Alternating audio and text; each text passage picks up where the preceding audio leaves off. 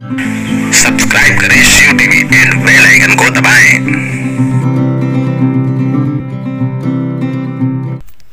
जय हिंद दोस्तों, आप देख रहे हैं शिव टीवी।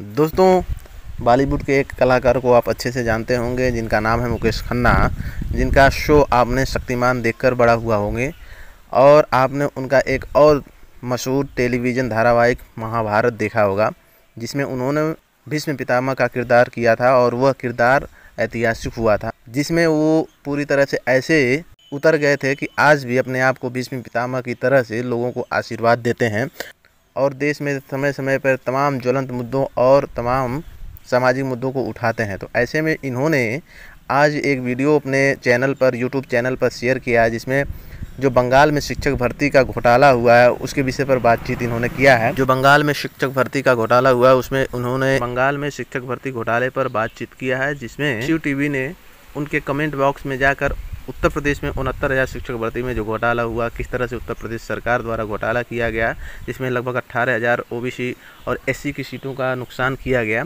तो इसके विषय में मैंने एक लंबा सा कमेंट किया था, जिस पर इन्होंने जवाब हमको दिया है। वह जवाब आप देखिए और हमारा पहले कमेंट देख लीजिए।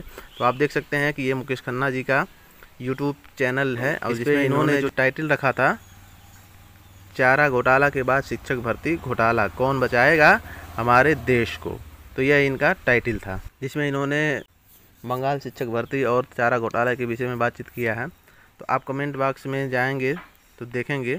हालांकि मैंने कमेंट बहुत पहले 2-3 बार और किया था सुबह से, तो मेरे कमेंट को डिलीट कर दिया गया, लेकिन मैंने बार बार कमेंट किया, कई बार कमेंट किया और आप देख सकते हैं। पहले मेरा कमेंट देख लीजिए, उसके बाद मुकेश खन्ना जी ने क्या जवाब दिया है उसको हम दिखा रहे हैं।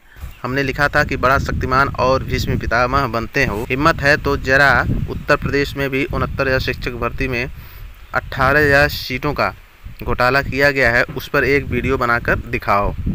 और इसका केस माननीय हाईकोर्ट लखनऊ में चल रहा है, लेकिन सरकार घोटाले में फंसी होने के नाते लंबी लंबी डेट लेकर भाग रही है और आप इस पर वीडियो बनाइए। तो आपके जानकारी के लिए बता दूं, माननीय कोर्ट द्वारा नकेल कसने पर सरकार 6800 सीटों पर घोटाला स्वीकार किया, किंतु स्वीकार करने के बावजूद भी अभी तक इन्हें नियुक्ति नहीं दी।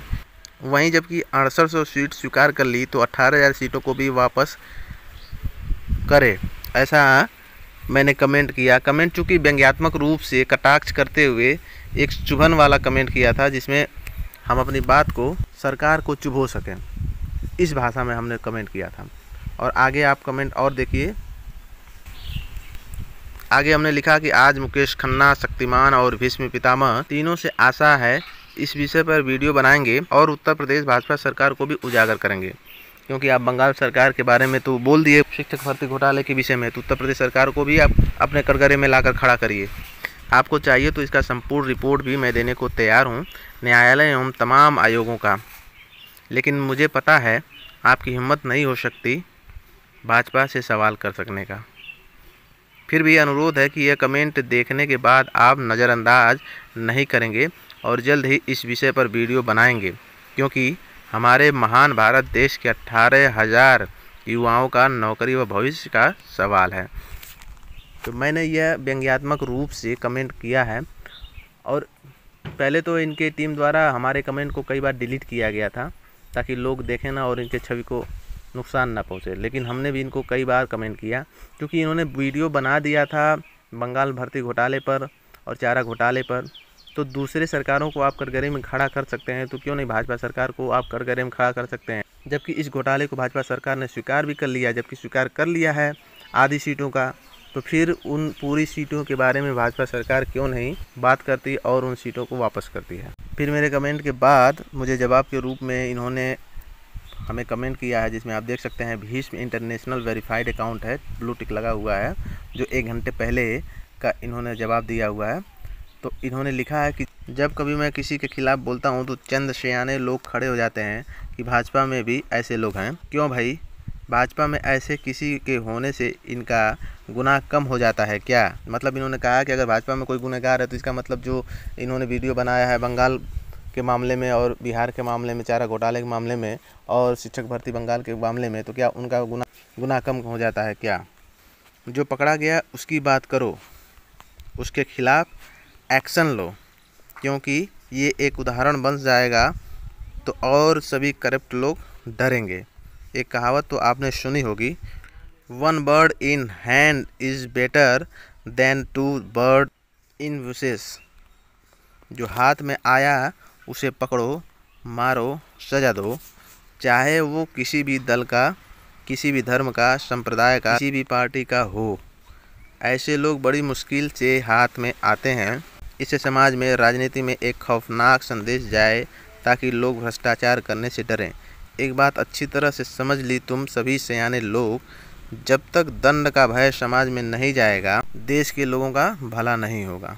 तो इन्होंने हमारे कमेंट के जवाब के रूप में एक मोटा मोटा इशारा समझाते हुए बताया कि समाज में जो भ्रष्टाचारी लोग हैं उनको, सभी लोगों को मैं निंदा करता हूं। तो इन्होंने मेरे कमेंट के जवाब स्वरूप में ये सारी बातें लिखी और इशारों में उन्होंने भ्रष्टाचार के खिलाफ़ बोला है।